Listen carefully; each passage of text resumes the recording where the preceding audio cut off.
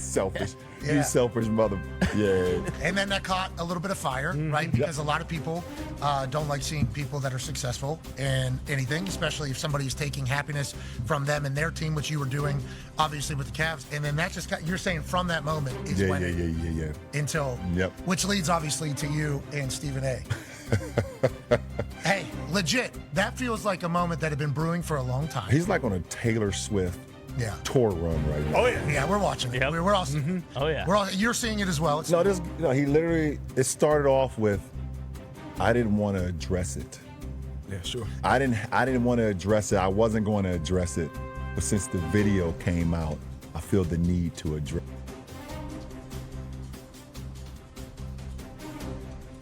That couldn't wait till the video to drop so you can address it. It's your ass. Like seriously, it's. And like another, he completely like missed the whole point. The whole point. Never would I ever not allow people to talk about the sport, criticize players about what they do on the court. That is your job, to criticize or to, be in a position where, okay, if a guy's not performing, that is all part of the game. That's all part of the game.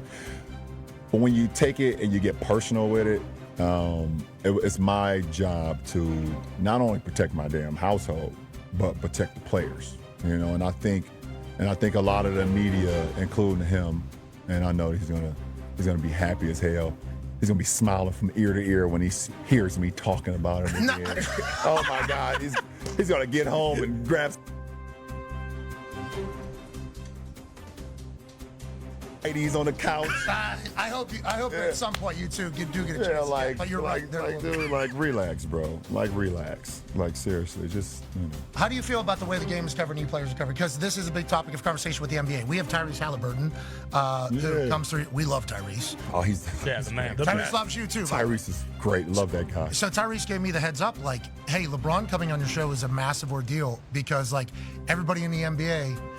Does look up, LeBron is our guy. I think Pat Beverly told the story down at the bubble whenever everybody was like, we need to take a stand and yada, yada, yada. And then I think he was the person who went up and said, hey, you. We're not playing. But I think that's how everybody in the league feels about you. So congrats on that, by the way. Respect amongst your peers. No, for real. Sure. To have the respect for my peers, that means a lot. And I carry that, man. And I take that with a lot of responsibility because there was too many years went by when players did not have an opportunity to just speak and their voices to be heard or allow the narrative to get so much outside of sports.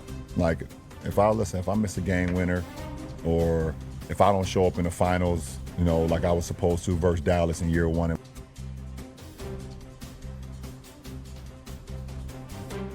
But don't take it to, my household or take it to what's going on and other guys. I've seen something with Embiid where a reporter came into the locker room and started speaking about I think his brother or something.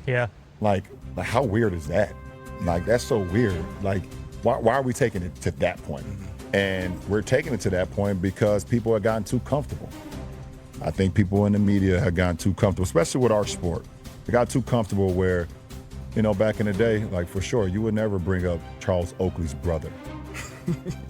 Charles Oakley will smack you through his brother.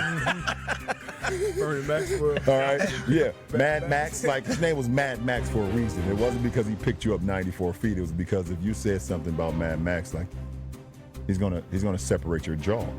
And there was no repercussions from that. They got to the point where they knew these guys can't really do anything to us anymore. Because there would be a fine, suspension, and don't embarrass the league. And don't embarrass the league, or you now here come your sponsors. They're coming after us or coming after you, and they're gonna be like, "What are you doing?" That's when they decided they could, they thought. So the conversation about old school basketball is a real thing, because that's the new narrative now. Is it's a nostalgia issue. A lot of people who grew up in a different era of basketball and get introduced to basketball, they're gonna like that era regardless, no matter what happens in the future. You've played through what now?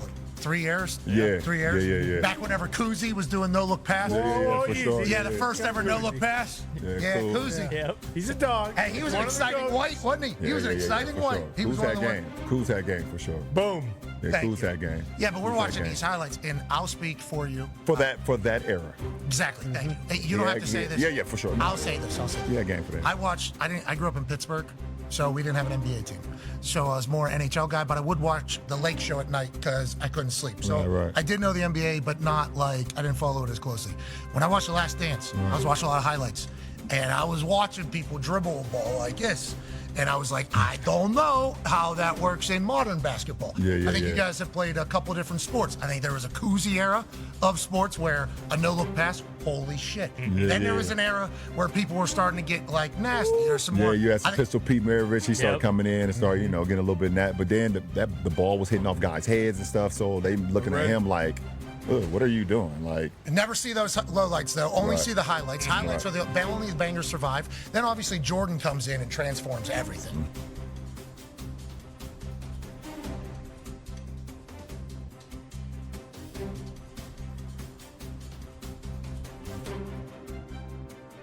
That it takes place with you guys, this modern era. Yeah. Do you feel that? How do you address No. that? I definitely feel it, and I think we just have to recognize that evolution is just a part of life, man. Like, shit. You look at the Hummer from the 1970s to the Hummer of today. It's like you're gonna be like, okay, you might be nostalgic about it. You loved it in the 70s, but do you really want to drive that every day, right now in 2025?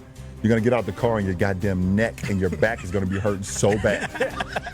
Like, seriously, you're gonna be hurting so bad. You're gonna be like, okay, you know what?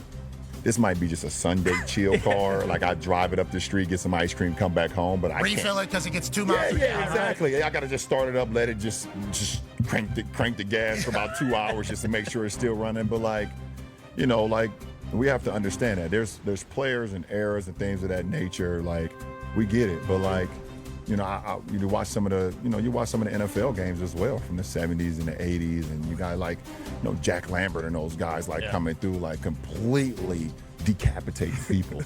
Murder. Ronnie Lott tore his pinky off and then went to the sideline. Was like, just tear the rest of it off. I'm getting back out there. Like I get it. Like, those are nostalgic moments, but like the game is different, and we should respect all eras in that era.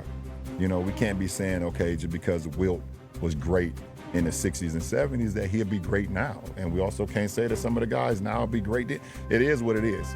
Respect that era and we move on. But every single day that he's better, he's not better, he wouldn't. You trying to tell me Giannis wouldn't be able to play an NBA game in the 70s? Handshake. He wouldn't be able to do it. Yeah, neither would you. Neither would you. Giannis Antetokounmpo would have 250 points in a game in the 70s. 250. Is that Kuzi? When was Kuzi playing?